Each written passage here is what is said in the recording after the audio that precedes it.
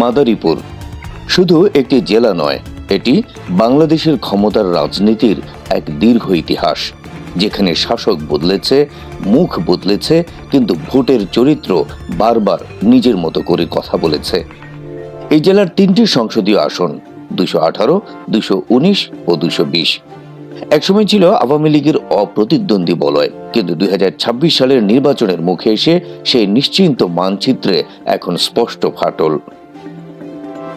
আজকের বিশেষ পর্বে আমরা দেখব মাদারীপুরের 3টি আসনের রাজনৈতিক ইতিহাস, ভোটের মনস্তত্ত্ব, বিএনপির অভ্যন্তরীণ সংকট, জামায়াতের সংগঠিত উত্থান এবং সেই সঙ্গে ইসলামী আন্দোলনের নীরব কিন্তু ধারাবাহিক উপস্থিতি। মাদারীপুর 1 আসনটি গঠিত শুধু শিবচর উপজেলা নিয়ে। কাগজে কলমে এটি একটি সাধারণ গ্রামীণ আসন হলেও বাস্তবে এটি একটি ব্যক্তি নির্ভর রাজনৈতিক ইতিহাসের জীবন্ত উদাহরণ। 1986 ও 1988 সালে জাতীয় পার্টির আবুল খায়ের চৌধুরী দিয়ে শুরু। এরপর 1991 সাল থেকে প্রায় টানা 3 দশক একটি নামই এখানে আধিপত্য বিস্তার করেছে, নুরি আলম চৌধুরী। 1991 এর উপনির্বাচন থেকে শুরু করে 2024 এই আসনে আওয়ামী লীগের রাজনীতি মানেই ছিল একক কর্তৃত্ব, প্রশাসনিক প্রভাব ও সাংগঠনিক নিয়ন্ত্রণ। এই দীর্ঘ ইতিহাস শিবচরের ভোটারদের মধ্যে একটি মানসিকতা তৈরি করেছে, জেতা মুখটাই ভোট পায়। কিন্তু 2026 সালে এসে সেই ধারাবাহিকতা ভেঙে পড়েছে। বিএনপি যখন কামাল জামান মোল্লাকে প্রাথমিকভাবে সামনে আনে, তখন অনেকেই ভেবেছিলেন দল এবার ঝুঁকি নিচ্ছে, আর সেই ঝুঁকির ফল আসে এক মুহূর্তেই।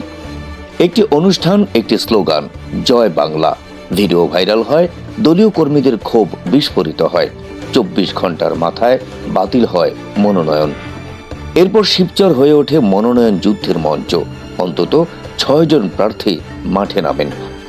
শেষ পর্যন্ত নাদিরা আক্তারের নাম ঘোষণা করা হলেও বিভক্তি পুরোপুরি মেটে না। এই শূন্যতার মাঝেই দৃশ্যপটে হাজির জামায়াত ইসলামী। দীর্ঘদিন ধরে মাঠে থাকা উপজেলা আমির সরওয়ার হোসেন মৃধা নেতাকর্মীদের নিয়ে গ্রামে গ্রামে বাজারে বাজারে উপস্থিত। শিবচরে এখন প্রশ্ন একটাই, ইতিহাস কি এবার ভাঙবে? মাদারীপুর 2 আসনটি রাজনৈতিকভাবে সবচেয়ে গুরুত্বপূর্ণ, কারণ এখানে রয়েছে সদর উপজেলা এবং রাজৈর 2টি প্রশাসনিকভাবে প্রভাবশালী অঞ্চল। এই আসনের ইতিহাস বলছে 1986 সালে স্বতন্ত্র শাহজাহান খান, 1988-তে জাতীয় পার্টি, 1996 ফেব্রুয়ারিতে বিএনপি, অর্থাৎ এক সময় এখানে দল বদল হতো নিয়মিত। কিন্তু 1996 এর পর দৃশ্যপট পাল্টে যায়।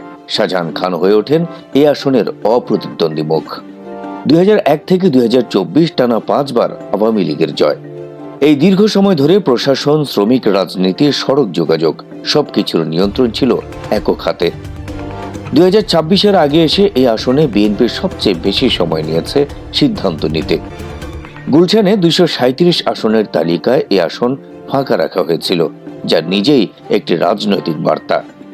4 জন শক্ত প্রার্থী মাঠে সক্রিয় ছিলেন। শেষ পর্যন্ত জাহানদার আলী জাহানের নাম ঘোষণা করা হয়। কিন্তু প্রশ্ন থেকে যায়, এই সিদ্ধান্তে সবাই কি সন্তুষ্ট? ঠিক এখানেই জামায়াতের কৌশল। 23 বছর জেলা আমির থাকা আব্দুল সুবহান খান এই আসনে শুধু প্রার্থী নন, তিনি একটি সংগঠিত কাঠামো।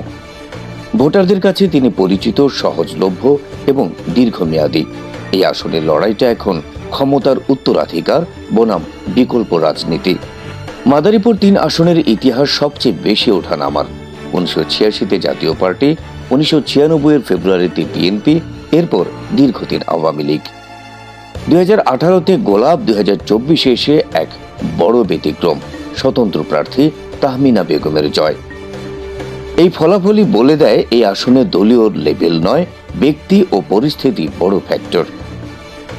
বিএনপির সম্ভাব্য প্রার্থী আনিসুর রহমান তালুকদার খোকন। 2 দফা গুমের শিকার হওয়া এই নেতা ভোটারদের কাছে আবেগের প্রতীক। অন্যদিকে জামায়াতের রফিকুল ইসলাম মৃধা সংগঠনের শক্তি নিয়ে মাঠে।